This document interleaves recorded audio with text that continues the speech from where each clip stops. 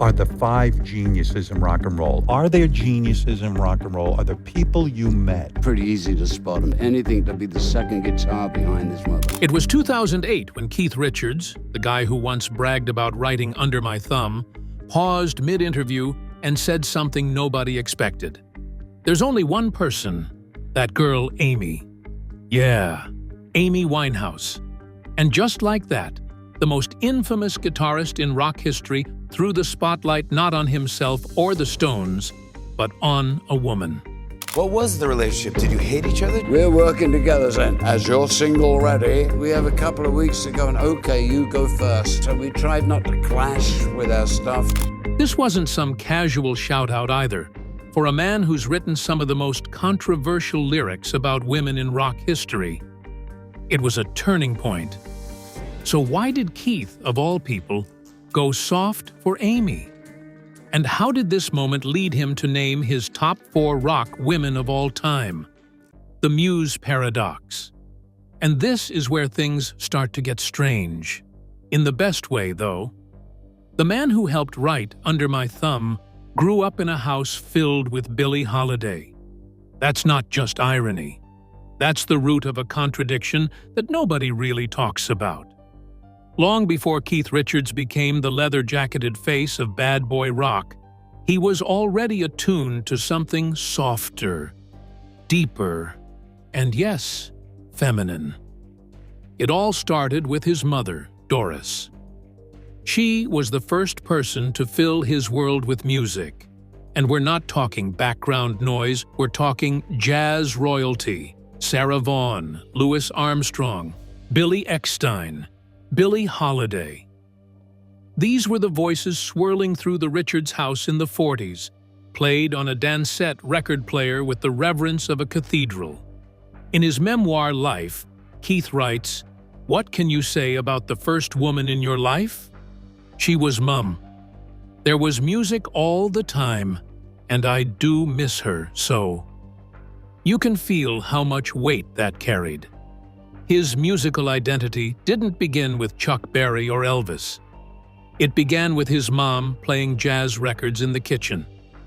And yet, flash forward a few decades, and the Rolling Stones are being dragged in headlines for lyrics that feel anything but reverent. Some Girls, Brown Sugar, Under My Thumb, you know the drill. Songs that critics said treated women as objects or ornaments. And yet, behind the scenes, Keith was quietly building a completely different relationship with the women in music.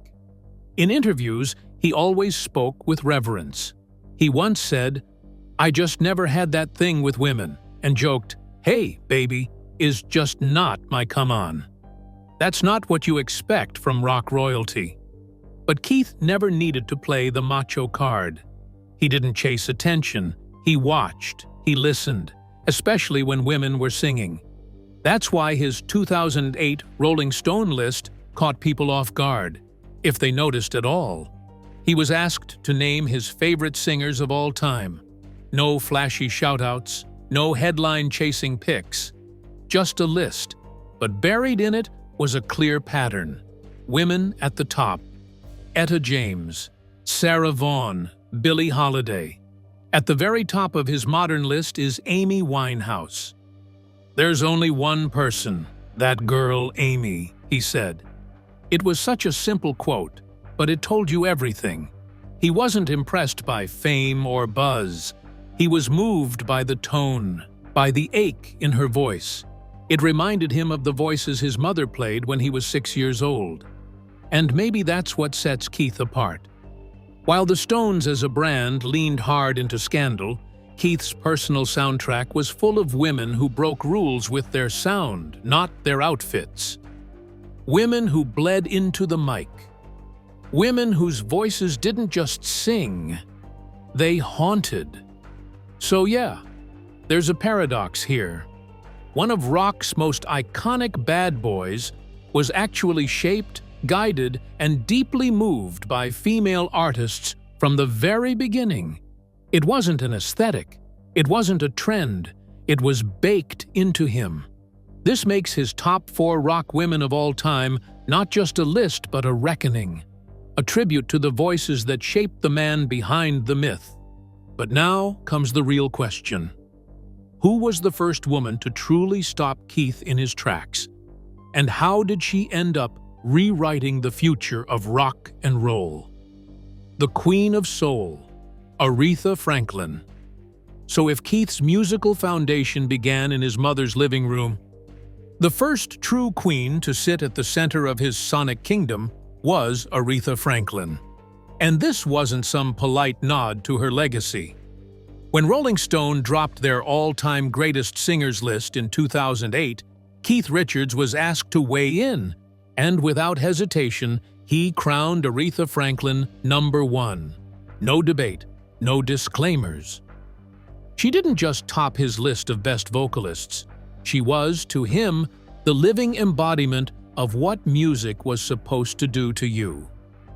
Now Keith doesn't toss out praise casually. This is the guy who's played next to Mick Jagger for over 60 years and still shrugs off compliments like they're spilled drinks. But when it came to Aretha, he practically bowed. And he didn't just love her voice. He respected her power.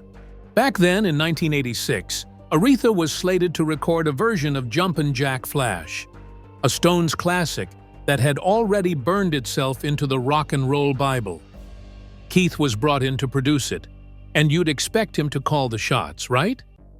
But no, he had one simple, very specific request. I want you to play piano while you sing. Aretha looked at him and said, Nobody's asked me to do that for ages. That one sentence? It floored him. Because Keith understood something a lot of producers and fans had forgotten by then, that Aretha wasn't just a voice. She was a player, a powerhouse behind the keys. And when she sat at that piano, the energy in the room didn't just shift. It exploded. The music didn't feel like a performance anymore. It felt like the truth happening in real time. And Keith? He lived for that. So much so that when he found out Aretha had a flying phobia, like full-on will not get on the plane phobia, he didn't push her to travel. He brought the entire production to her. The band packed up and headed to Detroit, to Aretha's comfort zone, so that she could feel free enough to create. No ego, no control games, just pure respect. And it paid off. Because when Aretha sat down at the piano and started riffing on Jumpin' Jack Flash, something clicked for Keith that had been forming in his head for years. Watching her sing and play, at the same time, wasn't just impressive. It was a revelation. The chords weren't just background, they talked to the vocal. The vocal answered back. It was call and response, groove and message, locked in this fluid, unstoppable loop. He later admitted that moment reshaped how he approached rhythm guitar. Because up to that point, Keith had always been more of a feel player, instinctual, gritty, and reactive. But watching Aretha command the keys with one hand and shred emotions with the other, that taught him something about simultaneity. That's when voice and instrument come from the same soul in the same moment. You don't get music, you get possession. You get church. And maybe that's why, when Keith stood on stage in 1987 to induct Aretha Franklin into the Rock and Roll Hall of Fame, he didn't even try to over-explain her brilliance.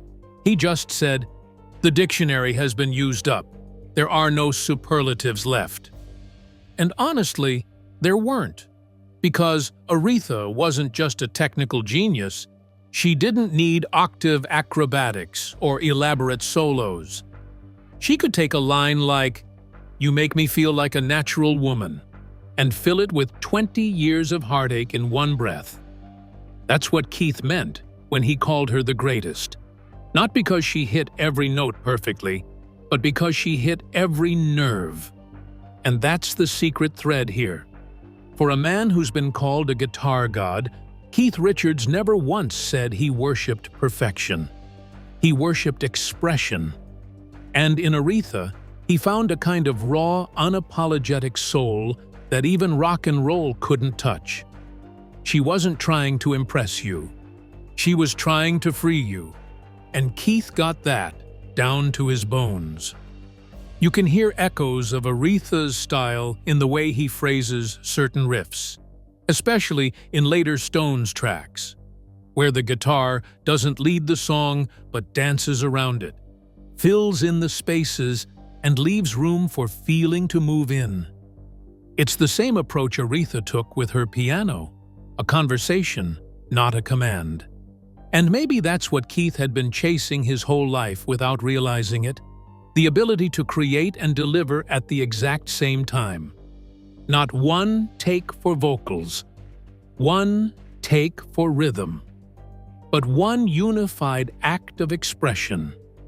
All in, no separation. Aretha taught him that, and that's why she was #1 on his list. Because when Keith Richards names his top 4 rock women of all time, he's not playing favorites or doing press. He's telling you where the real fuel came from.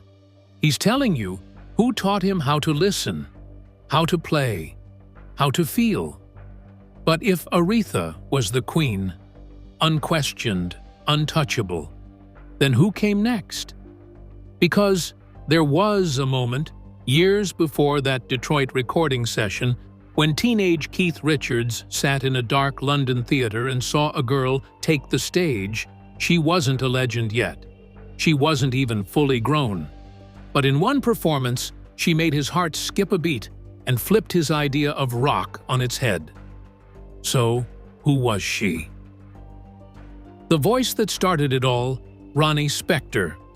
In 1964, before the headlines, before the leather jackets, open shirts, and hotel room legends, Keith Richards was just a skinny kid in a borrowed suit, pacing nervously backstage.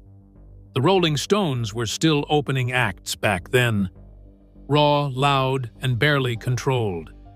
And that night, they were warming up the stage for the Ronettes.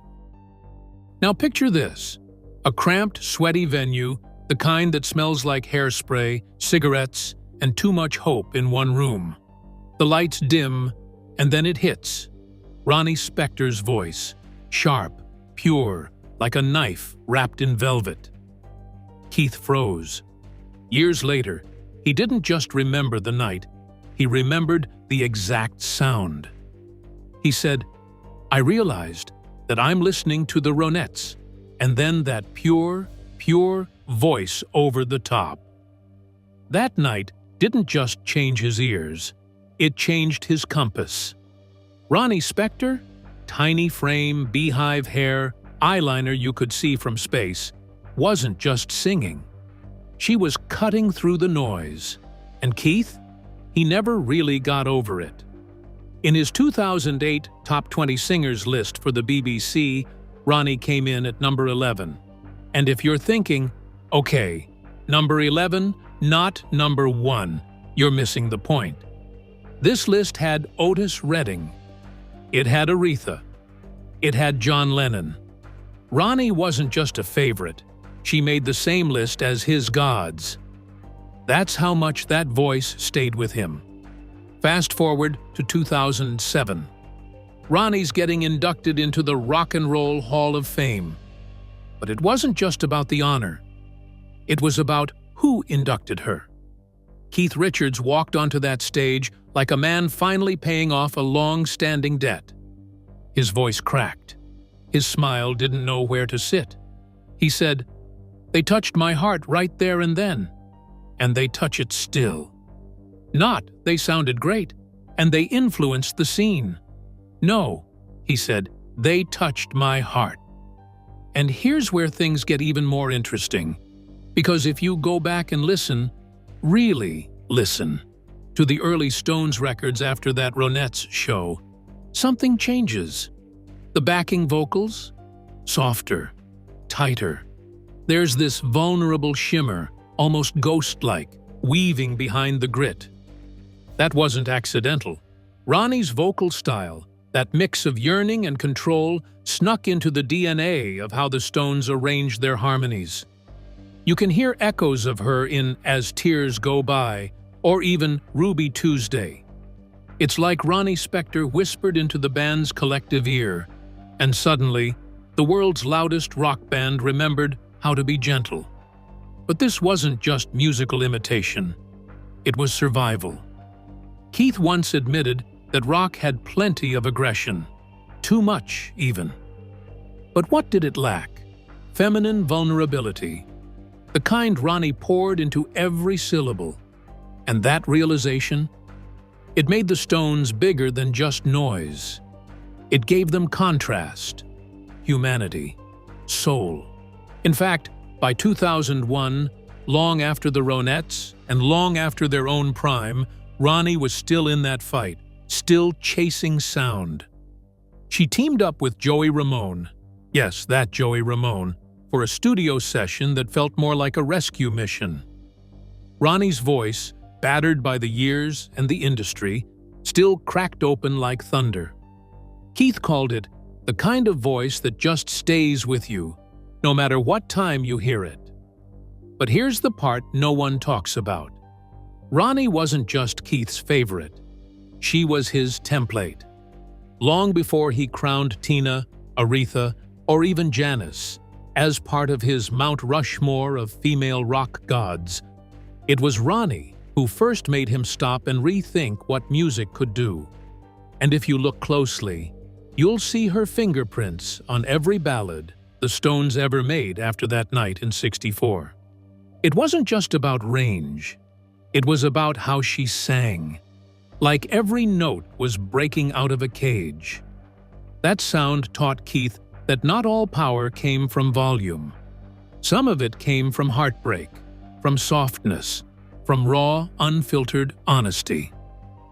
Ronnie Spector didn't just open for the Rolling Stones. She opened something inside Keith Richards that never fully closed again. And that's the thing. When Keith named his top 4 rock women of all time, he wasn't just listing names to sound clever. He was revealing the blueprints, pulling back the curtain on what shaped him. Ronnie didn't just start the list. She started him. But just when you think you've got the story, Keith throws one more curveball. Because while Ronnie may have haunted his heart, there's another woman, one voice, that changed his entire career trajectory. And the wildest part? He kept it a secret for over 40 years. Because buried beneath the Stones' rise, hidden behind every chart-topping hit, was a debt Keith Richards never publicly admitted until much, much later. And when it finally came out, it flipped everything we thought we knew about the Rolling Stones' first major original hit. But why did Keith stay silent for decades? What made this influence too dangerous or too sacred to admit? And how does one gospel voice shake the entire foundation of rock? The hidden foundation, Mavis Staples. And just when you think Keith Richards' list of the greatest rock women is all about wild electric guitar riffs and punk energy, he throws in a name that makes you stop and go, wait, her, Mavis Staples. That's not a curveball, that's a full-blown revelation. Because this isn't just admiration, this is foundational. Mavis Staples didn't just influence Keith Richards, she literally helped build the Rolling Stones' sound. And the receipts? They go way back. Let's rewind to 1954.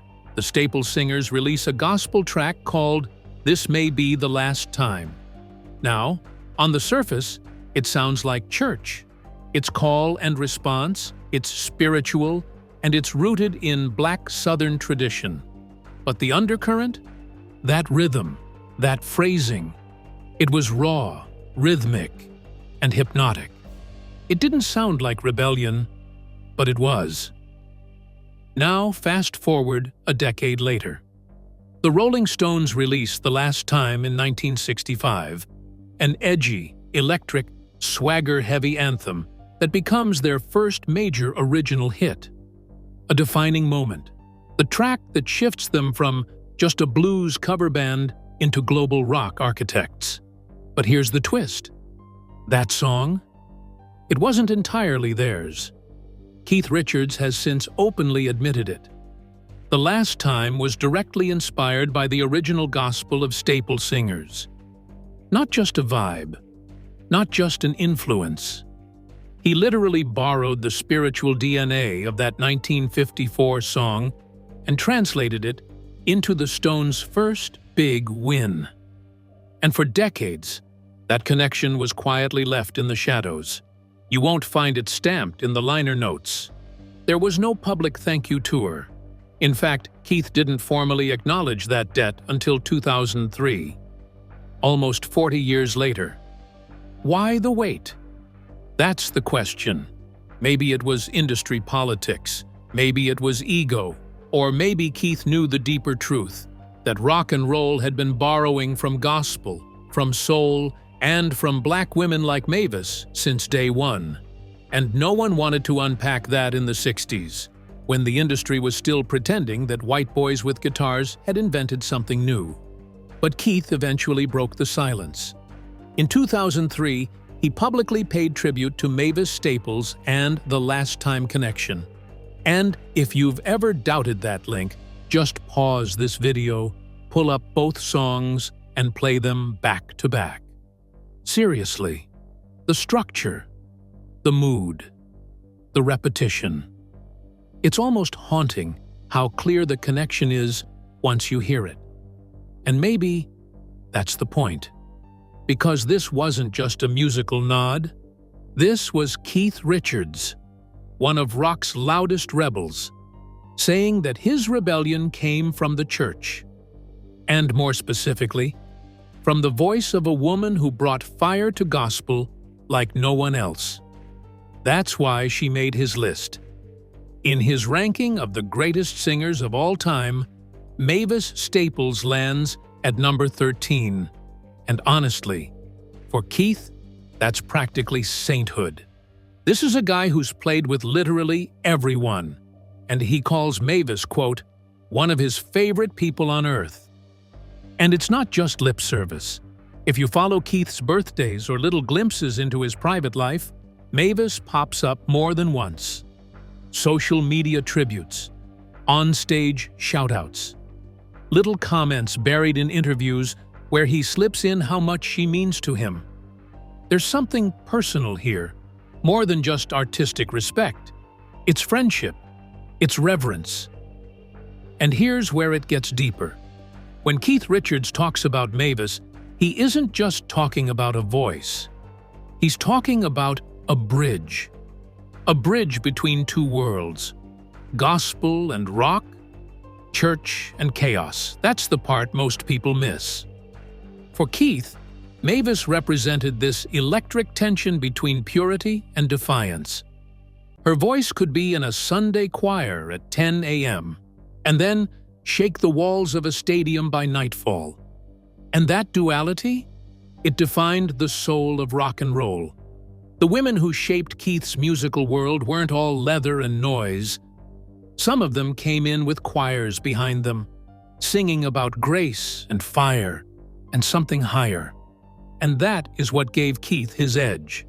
Not just distortion pedals or blues scales, but that gospel spirit, that spiritual muscle. Mavis made the music feel like it meant something.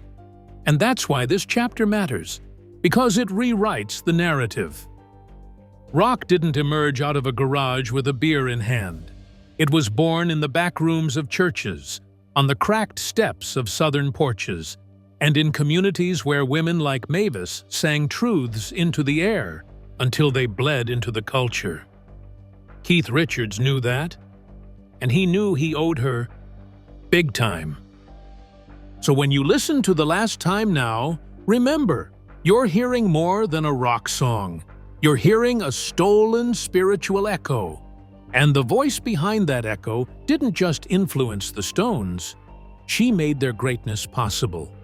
And the fact that Keith didn't publicly say it for nearly 40 years? That says a lot about how the industry works, and about how deep that legacy runs. It wasn't about clout. It was about guilt, respect, and finally, acknowledgement. But here's where it gets really interesting. Because while Mavis Staples stood as one of Keith Richards' foundational voices, one of the three women who helped define the very bones of rock, he didn't stop there. His list wasn't just about nostalgia or paying tribute to the past. Keith Richards also had his ears wide open to the present, to the living proof that rock's feminine power didn't die in the 60s. It evolved. It fought back. And it found new voices. Because after gospel and soul gave rock its bones, it was modern women who gave it teeth. But Keith's next move? That's what really turned heads. Because when a rock god names a new queen, people listen. But did anyone expect her? And what did he see coming? The contemporary flames, Amy Winehouse and Florence Welch. And just when you thought Keith Richards would only praise the legends he came up with, Janis, Tina, and Aretha, he flipped the table in a way that stunned almost everyone. In 2008, Keith was asked about modern music, and without skipping a beat, he said, "There's only one person, that girl Amy." And it wasn't just flattery. Keith saw something in Amy Winehouse that reminded him of the old soul-driven grit rock that had been missing for decades. He heard that scratchy, heartbreaking voice, soaked in blues and cigarette smoke, and he felt it. But he also saw something else, something darker. Keith didn't sugarcoat it either. He said if she didn't clean up, she wouldn't be around long. He wasn't being cruel. He was being Keith, raw, unfiltered, and, unfortunately, right. Just 1 year before that interview, in 2007, Amy had joined the Rolling Stones on stage at the Isle of Wight Festival. Think about that for a second. A woman barely in her mid-20s, up there with Mick and Keith, tearing into a live performance like she'd been born into that stage. The way she moved, the way she delivered those notes, you could tell she wasn't imitating the old greats. She was one of them. But then, 2011 happened, and the silence that followed hit people like a thunderclap. Years later, in 2015, Keith admitted it straight. Amy Winehouse was a big disappointment because I was waiting for that girl to really bloom. And that's the part that still stings.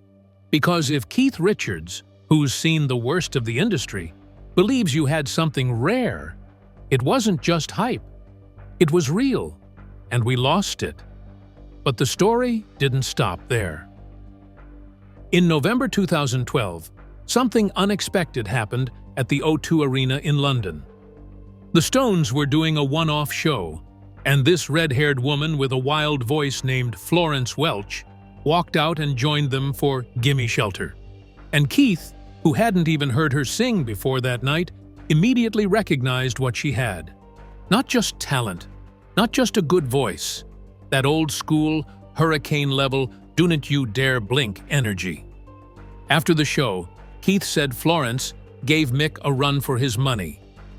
That wasn't just a compliment, that was a coronation. Then in 2018, at the London Stadium, Florence came back again, this time for Wild Horses. And if you watch the footage, you'll see something subtle but massive. Keith isn't just playing behind her. He's watching like he's sizing up the next torchbearer and quietly nodding. Because here's the thing, Keith Richards doesn't care about trends. He doesn't care about radio hits or viral moments. What he does care about is power. Not the flashy kind, but the kind that comes from inside. That deeply human, impossible-to-fake strength that true rock women carry like armor. And whether it was Amy's aching soul or Florence's thunderstorm of a voice, Keith knew when that power was in the room. He always did.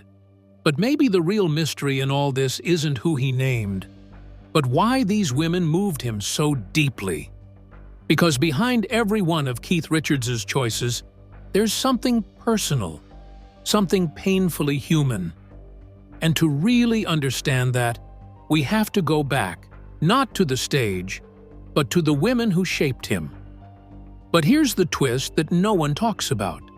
Because Keith Richards didn't just admire these women, he was haunted by them. So what was he really chasing through all that noise? And who left the deepest mark? The muses who built the Stones.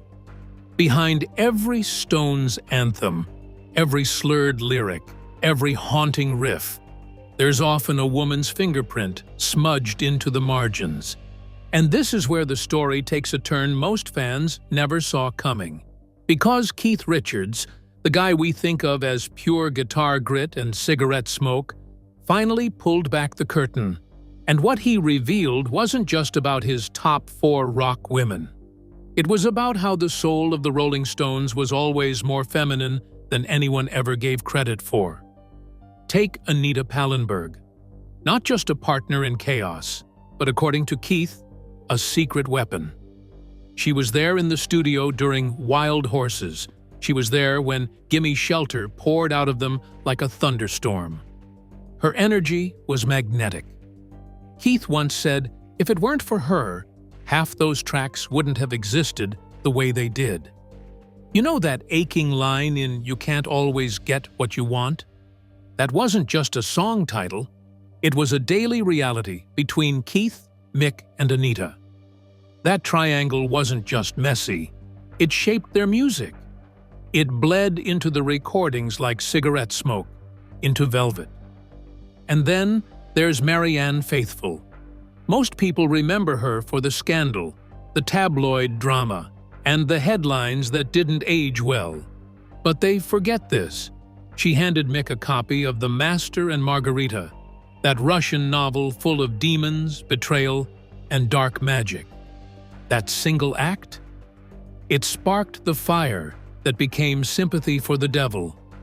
A book became a bonfire, and that bonfire burned into one of rock's most iconic songs. That wasn't a coincidence. That was a muse-level influence, the kind that reshaped art from shadows. And just when you think you've traced all the feminine fingerprints, Keith brings up Mary Clayton. The woman who walked into the studio at midnight, pregnant, in curlers, and belted out Gimme Shelter so hard, her voice cracked. And they left it in. Not because it was perfect, but because it was broken. Because in that voice crack, Keith said, you could hear everything. The fear, the exhaustion, the rage. That wasn't just background vocals, that was pain as power, and Keith knew it. He wanted you to feel it in your chest. Now, here's where Keith flips the script.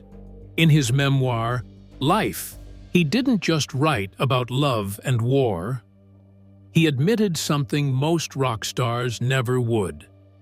He said he preferred women to make the first move. Not out of shyness, out of respect.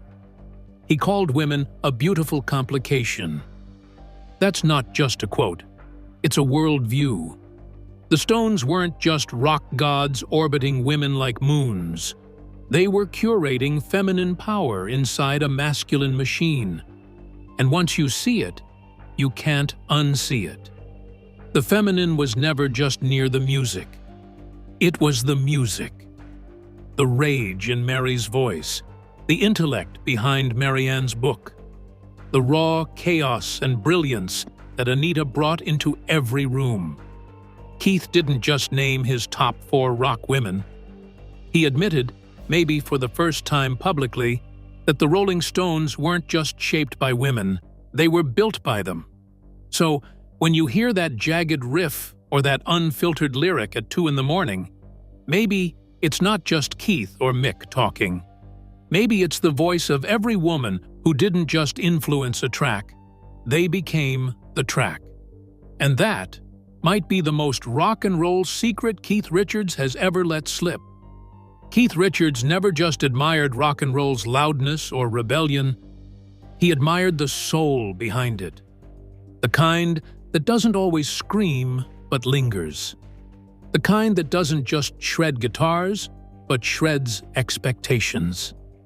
With Aretha Franklin's unshakable presence, Mavis Staples's deep gospel roots, Ronnie Spector's vulnerable fire, and the raw, haunting edge of Amy Winehouse and Florence Welch, Keith wasn't just picking favorites. He was making a quiet statement, one thing the industry still needs to hear. Because when one of the loudest men in rock history chooses to honor the quiet power of women, that says everything. So now I've got to ask, which woman do you think deserves a place on Keith Richards' list? And more importantly, who's missing that you think the world needs to hear right now?